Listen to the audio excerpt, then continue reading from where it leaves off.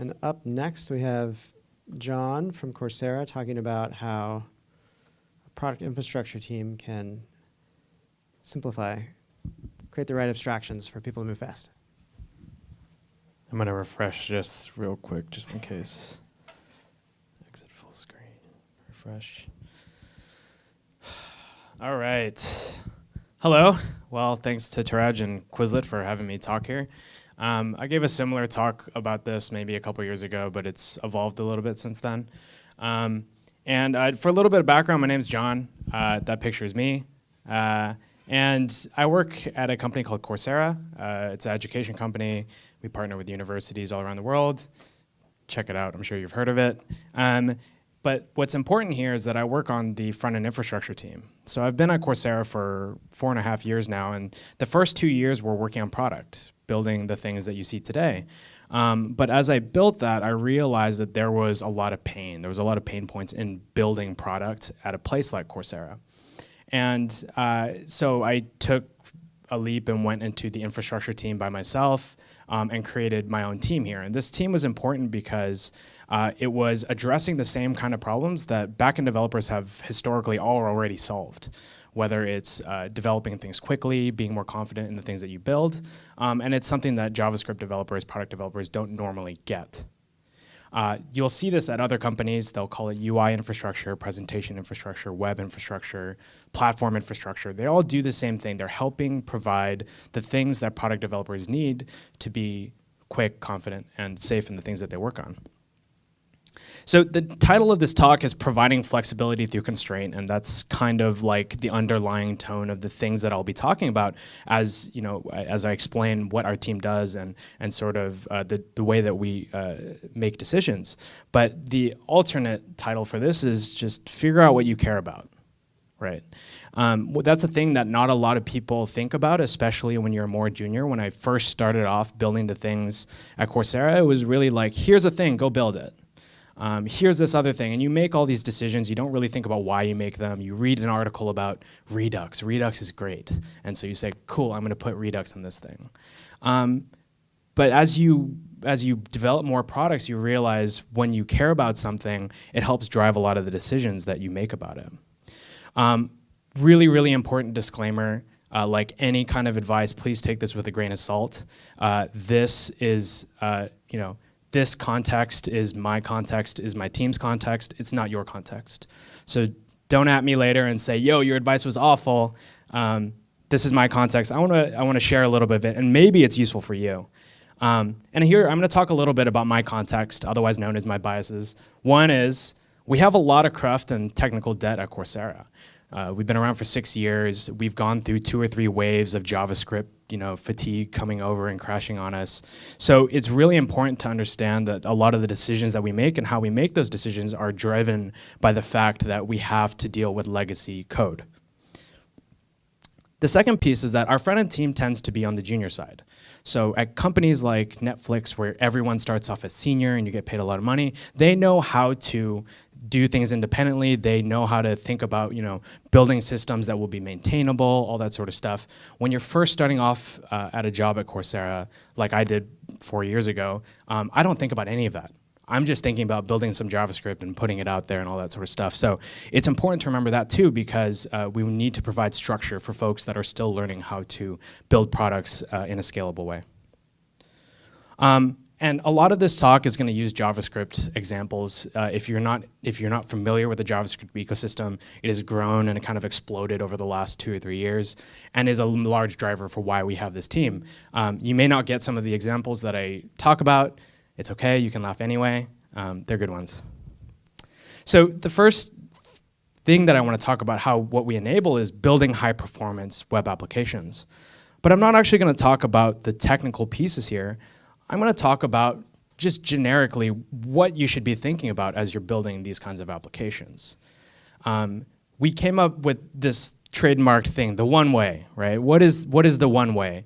And it's really important because as you're building any kind of application, you hit a ton of decisions. How do you get your data? What kind of UI do I build? How do I deal with user interaction? And what I'm going to tell you is that it doesn't really matter which one you choose as long as you're consistent. If you like vanilla JavaScript, use vanilla JavaScript. If you like React, use React. If you like Angular, use Angular. But the thing that's important for your team is to be consistent about what that answer is. For us, that meant using React. It meant using our API framework Naptime. It meant having a particular convention around how we actually address the user interaction. But again, that's really important to just be consistent about it. The other part that's important to think about here is that, do you really care about solving this more than once? Probably not. You don't want to solve this once on every team for every application that you create. It's all pretty much the same thing. Find one way to do it. If it's not, it might not be the best decision, but at least it is a decision and not, you're not wishy-washy on how you approach it. And this is all important because you've heard of the paradox of choice. You go to a grocery store, you need toothpaste. You go to the aisle, there's like 50 kinds of toothpaste. Does it really matter which one you choose? Having that kind of independence is really frustrating. You're anxious about it. You're like, oh God, now I'm gonna save 50 cents doing this one, and this one gives me minty breath. But ultimately, all you wanna do is clean your teeth, let's be honest, right? Like if it's cinnamon, you can live with it because you'll get another toothpaste later. It's gonna run out, it's not permanent. So it's actually really frustrating to have too much choice. And again, that's because a lot of choices don't really matter. And again, going back to what we started off with, which is figure out what you care about. If you don't care about what kind of toothpaste you like, just choose one, doesn't matter. It is also important to make sure that there are escape hatches, just like when you go to lunch and it's burrito lunch and there's 4 different kinds of burritos. One is vegetarian, one is pork, and one is chicken. Like, that's a nice escape hatch to have to give people a little bit of independence in which burrito they choose, but ultimately you're still eating a burrito, right? And so what we have found on our team is really realizing what choices matter and what choices don't. And giving people the extension points that they need to build their products. And for some other choices, like which UI thing, it's like, it doesn't really matter that much. The second thing that we build as a team is a great developer experience. This is obviously really biased because I'm the one building it, but I expect that because people still work there and they still build things that, it's, subjectively at the very least, a good developer experience. Otherwise, people would hate me more. And a big tenet of how we approach building a great developer experience is this idea of being able to fix it yourself. Or, for most of folks here, it's Googleability. And this is really important because there's nothing more frustrating than having something break on your machine or in your developer experience or you're pushing something in production and you have no clue what's going on. You look at this thing, you see, what is this? And you look at it and you see the code and it was committed 4 years ago by a dude named Taraj, and you're like, come on, Taraj, what are you doing, man? But you think about it, like, you want to be able to know exactly what it is that is broken and how to fix it. And so it's really important for us to be able to say, Google it. Someone else has had this problem. Coursera is not at the state-of-the-art development environment. We're not the most JavaScript company in the world. We build educational products, and we do a good job of that. But are we the best JavaScript developers in the world? No. Like, I don't want to be known for he's really good at making JavaScript compilers, but his product is awful. That's great. I mean that's not great. That's awful. And so it's really important to think about, again, what do you care about? Do you care about building this custom compiler thing, or could you probably just use Webpack? Webpack probably has the answer for what you're looking for. And it's important too because, again, this is JavaScript centric, but being part of the community is just as important too for a lot of developers. The work that you do inside of your company can also have an impact outside of your company. I want the tools that people use at Coursera to be the ones they use at home because they like it so much. Are they gonna use my custom compiler that I built 4 years ago? No, they're not, because it's awful. And ultimately, it comes down to, like, let's spend less time building things that other people have built, or, optional subtitle there, things we do not care about. For a place like Quip, there are things that they care about, they want to build their own versions of, that's great. But they don't care about building a UI abstraction, so they say, let's have React do it. It's a great solution. We don't need to do all of that ourselves. As we go through making decisions about how we approach the one way, how do we provide the tools and libraries and workflows that product developers use, ultimately somebody comes by and they say, I like this, I like React, I want this new version of this thing here. In fact, I really like Angular too, let's have both. And our answer is no. Because it's not like a new thing, but the philosophy that we follow here is that you're not going to need it. First of all, you don't care about this thing. In 2 weeks, you're not going to care about this at all. So we start with no because we need to actually analyze, is this a correct decision? Is this the right decision to make? And that's important because a great developer experience doesn't mean a new developer experience. You don't always have to have the state-of-the-art React thing or Webpack thing or fastest thing. Great really means something that isn't surprising, something that you can use every day to be productive and to build product with. And so, of course, you want that to evolve every now and then to capture new capabilities. And I'll go into what do we say yes to, but by default, no. Like you're not going to need it, but come back to me when you do need it. And so this is important because now we have, like, how do we decide when should we continue with this thing? And the easy answer here is fundamental paradigm shifts are really easy to justify. Something like maybe 3 years ago, we were at that tipping point where our entire application was built in Backbone. It was great. We had so many libraries on top of it. We didn't use Marionette. We loved it. We had templates and all that sort of stuff. And along came this library called React. And there was a guy, his name is Taraj again, and I'm going to pick on him because he was the one who said, you know what, this might be the right solution for our problem. We're finding that it's really hard to scale and maintain our code, especially because it's really, really user interaction heavy. It needs to make a lot of changes. I have to deal with state a lot. Guess what? Here's a paradigm shift. React, one of its core tenets is unidirectional state flow. One of its core tenets is component-based design. And those were things that were really, really important. So that was easy to justify. Once we saw that light, we said, yes, this thing is light years away from what we're doing now. Let's do that. Let's get to that point. Then the following question is, what actually determines a paradigm shift? Maybe the newest version of Angular is a paradigm shift because they changed all the APIs. But ultimately, does this thing, this new shiny toy, does it change how you develop your product? Does it change how you think about your product and approach it? React was that thing, just the same way that jQuery was that for JavaScript and JavaScript was for not having JavaScript, right? They all changed how you fundamentally built these web applications. There's a lot of things that are definitely not worth it, and this goes back into our earlier camp, which is no, you're not going to need it. And one of these was Flux, right? We had this moment in our history where we had 4 different versions of Flux going on because every team had to try it out and say, this is the best one. And they were all fundamentally the same. If you generally approach it, they are all using the same idea under the hood. It didn't matter. Someone needed to make a choice. It didn't really matter. We didn't care about that. Again, it's really important to remember, we just didn't care about that. So now that you've decided, yes, I've gotten past the initial stage of saying no, I've figured out that yes, it is the thing that I want to do, and I do want to implement this in my application, across my organization. How am I going to approach actually making sure that this fits in with how we approach building things?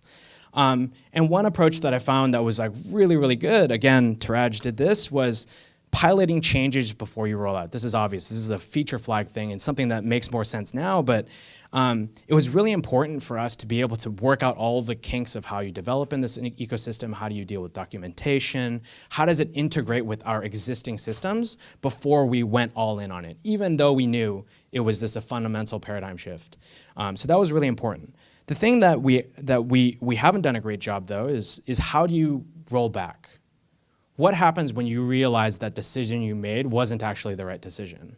And that's always important when you're piloting something, figuring out what is our escape hatch. How do we get back to the thing that we had before in the case that we've realized that, oh, actually, in production, this doesn't do what we expect. Another thing that our team does when we're doing these big paradigm shifts is that we actually optimize as much as possible for as few breaking changes as we can. And this is because churn is a real thing. You don't want to come to work every single day and realize that everything that you learned was useless. You don't want to have to show up and know all of the APIs have changed, all that sort of stuff. And while that's sort of like a grand example, it's important to realize because the changes that one person makes impacts people in a very different way. Some people just don't have the bandwidth to be able to learn as quickly as others. So let's be aware that that happens, and let's try and take an approach where we don't have as many breaking changes. And in fact, this exemplified itself. The reason why I went to the infrastructure team, partly to address a lot of this product pain, but it was also to get us to Webpack. And for those of you who know Webpack, you realize this is like a grand monumental thing. That finished this week, and that was 2 years ago. But the thing is, for a developer, their workflow did not change at all. They did not even have to know that this was happening. And the reason why we optimized for that was because we wanted to make sure that it was going to work, that it was going to do the things that we expected, and because we didn't find the need to sit down and say, let's break the world and stop everything right now and deal with it. Now, this is obviously a contextual decision. For some folks, that's too long of a time, and of course, we could have done it much quicker, but ultimately, it's still very expensive. Incremental adoption allows you to test all sorts of different things and work out the kinks as you go, rather than finding that it breaks the entire thing as soon as you launch it. I'm going to talk a little bit about the role of the infrastructure team and why I think it's important, especially for product developers, to think about infrastructure as you're approaching your products. A big thing that we do is that we solve problems for the 80%. Quip talked about this, or Rajiv talked about this, how they did at Quip, where they created a layer that cuts across all of their clients, and they solved 80% of the same things that happen on each client all the time. You don't need to keep repeating yourself. And that was really important for us too. We have such a large surface area of all of our applications. One application doesn't need a special version of fetching data. They all get data from the API. Let's have product developers think about making an actual product that's interesting and innovative. They don't need to think about how they get data. And this was really great for us because as a startup, teams are flexible, right? You want to have the flexibility to change between teams and not feel like you're lost or you've lost all your skills. And so for us, as we grew, a lot of work that we did was to make sure that people moving between teams felt like they were moving between states. And maybe they pay a little bit less taxes or something like that. But they don't have to learn a new language. They don't have to learn a new way to do something. And that meant that our team, as an infrastructure team, could help every single team with a few sets of changes.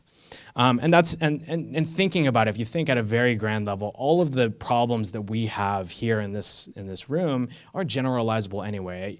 You fetch data, you have problems with your API, you build some UI. So we could probably solve all that. We could just use the Quip UI thing for everything and have different APIs underneath. So thinking about it that way, there's nothing really special about the things that we build other than we put our own importance on the things that we build.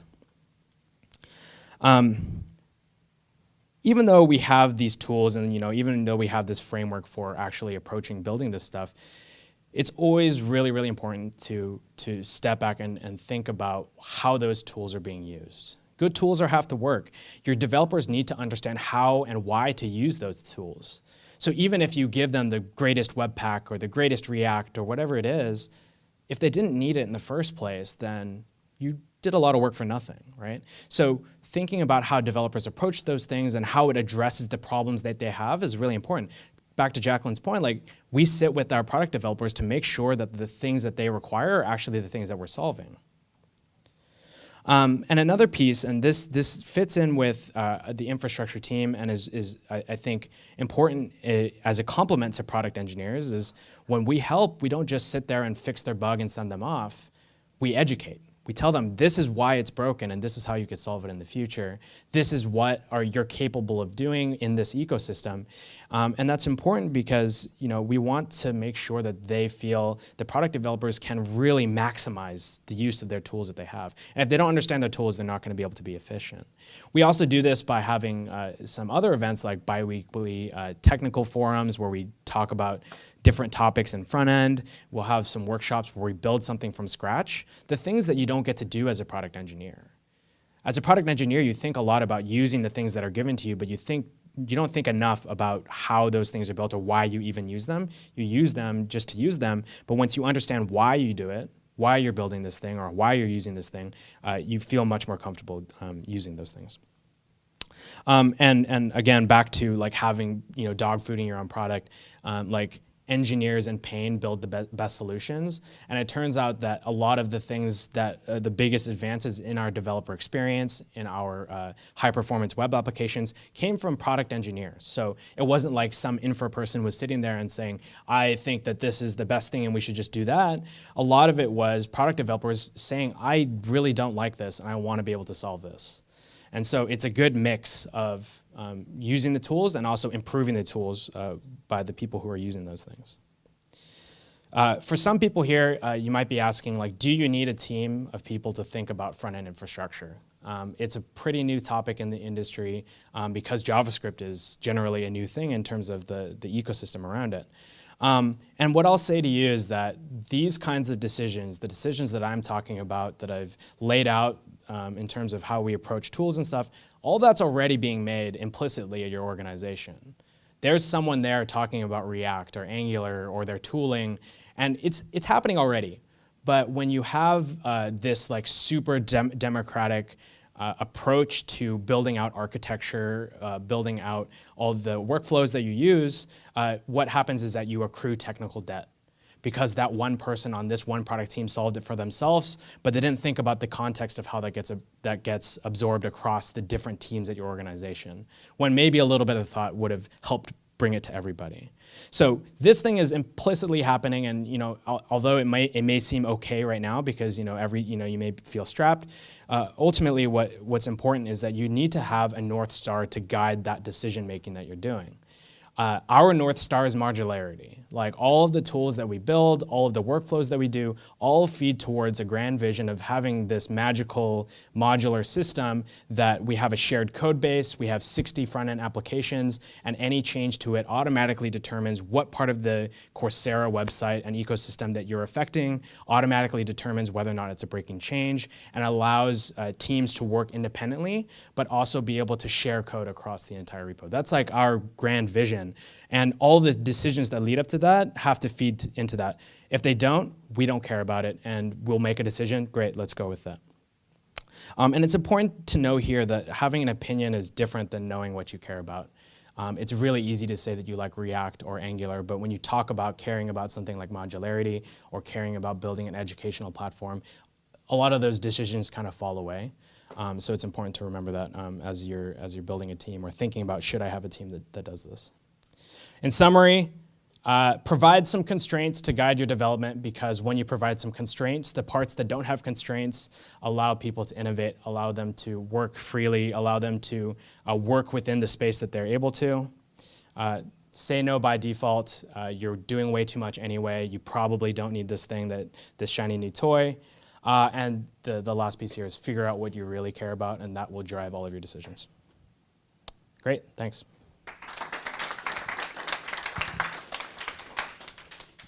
Questions? Yeah. Who's that Taraj guy? I don't know. I made up the name. That's a weird name. Actually, I had a real question. I really liked your point about not trying to solve problems in new ways, that you can grab a solution. Then also think about left pad. Mm-hmm. And I'm wondering, and also Rajiv's point about like the community, like maybe half baked, you don't know where it's going to go. I'm wondering how often do you run into that problem, and how do you deal with it? Yeah, I mean, this happens fairly often, especially in the React ecosystem and in JavaScript in general, because it's so easy to publish something like LeftPad, where if for those of you who aren't familiar with LeftPad, it was like it was a library that added padded white space to the left of a string or something, and thousands of packages depended on this one thing because they didn't implement it themselves. And then someone unpublished that package and everything broke, because those packages were depended on by other things and all that sort of stuff. And so there is certainly a spectrum of should I build this versus should I buy this? And I don't have a good answer as to when we do that, because I think it's really contextual to your organization. But ultimately, when we decide when we're using a third-party thing or not, the community, I think, is a really important piece. Having a support structure is an important piece. We also have to weigh that against how much would it cost us to build this ourselves, right? So the build versus buy thing. And in the beginning, a lot of that was build because the ecosystem didn't have the right APIs or the right solution. But now our decision process is buy because this is not what we care about. Right? I don't care about building the best UI framework. That's what React is doing for me. I don't need to do that, right? And so if that shapes how it deals with technical decisions, that's okay, because that all feeds into the product, and the product is ultimately the thing that should drive those decisions. I hope that answered your question. Kind of. All right. Other questions? All right. I have a question.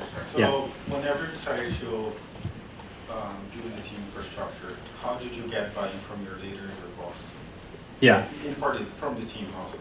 Yeah, so the question was, how do we get buy-in to build a front-end infrastructure team? I think a lot of it had to do with already having an established culture of building front-end applications. There was a realization that there was efforts like going to React that were being headed by product engineers anyway, and realizing that even though it made sense for this one product that we were using React for, we realized this is great, let's use it for everything. But then those teams don't have resources, and then you have to make decisions about what things cross-cut between the organization. So ultimately, we were doing this work before we created a team around it, right? It wasn't like we created the team and then did it. We were making these decisions already. I was already doing half-time infrastructure work. And when we saw the value of it, and that came out of the things that were being produced like React, or just being able to educate developers and things like that, the question came down to how do you, let's formalize this, right? And a lot of that was easy because it's the same thing that backend infrastructure has been doing for a long time. Even though I use front-end examples here, if you sub those out for backend things, this would be the same talk. Right? There's nothing front-end specific about this other than culturally front-end is like this wild, wild west, whereas the back-ends usually have a much more strict way of doing things. Other questions? Audrey? I'm curious, guided by the principles you talk about, I know our organization went through the process of trying out React Native, and how the decision was made finally, and what was the reasons? Yeah. To repeat the question, Audrey works at Coursera with me, and the question was, how do we approach a question like React Native? And how does that fit into our organizational approach to building mobile applications? React Native is a really hairy topic, and I'd love to talk to people afterwards, but I think the problem there didn't lie around the product itself, but it was a more political thing, because again, really deep topic. So I think there was technical decisions that led to us using React Native that were weighed down by political ones, because it really fundamentally changes how people work. And for some people, it is waking up and realizing that the skills that you learned in a particular platform don't apply anymore, or apply as well as they did before. And so that is a true paradigm shift that we needed to take a lot of care in doing. And so that's why it's a complex question. Yeah. There's another question back there. Yeah. Oh, yeah. How does the infrastructure team kind of communicate their decisions to the other front-end developers? I'd imagine from experience that sometimes you compose something, and since everyone kind of has an opinion on Flux, they feel like they will chime in and they'll push it some way. Yeah. So the question was, how does the front-end infrastructure team communicate out the changes that are being made, and how do they approach making technical decisions that are as important as things that affect a lot of people. In the beginning, we took the benevolent dictator approach and just said, yo, this is cool, React is cool, let's do this. And we made sure to do some of our due diligence and analyze things like Angular, but ultimately people were we had already built so much stuff in React that it was like, oh, it just showed up. As we formalized the team, it was important to make sure that we were communicating those changes in a different way. So we used those forums. We used the fact that we optimized for non-breaking changes as much as possible. So again, like this big Webpack change that came through, it took 2 years to get there, but you could, if you were a developer at Coursera and you didn't hear me talk about it, you may not have noticed that it ever showed up. Right? And that's important because it enables a whole lot of things that people see later, of course, but we didn't need to talk about it. Of course, we did talk about it because it's important for people to know what's going on, but their workflows didn't change. And the newest approach that we've gone to is we document the heck out of our technical approach to building out architectural pieces and go through and say, here are the things that are goals, here are the things that we don't care about, and here's why we do this. And people chime in there and talk about that sort of stuff. For example, for our Flux decision, we basically aggregated all the most senior engineers and said, what do we do about this? And the problem with not having a team and not having a singular North Star to go towards was that every team said, my solution is the best solution, right? And ultimately, we consolidated down to one solution that was really well worked out, and it had a lot of the support that we needed, but that approach just didn't feel great. And so sometimes it's the realization that you don't really care about what version of Flux that you use, that you just kind of take a back seat and you think about, I just want to build product, and so if this gets me there, that's great. And so you have your concerns raised, and hopefully they take it into account. But sometimes, again, if you don't care about it, you don't care about it. Other questions? Cool. Thank you. Well, thanks to all of our speakers, and I think that's it. We probably still have some food and drinks left there. Feel free to mingle, and thanks everybody for coming.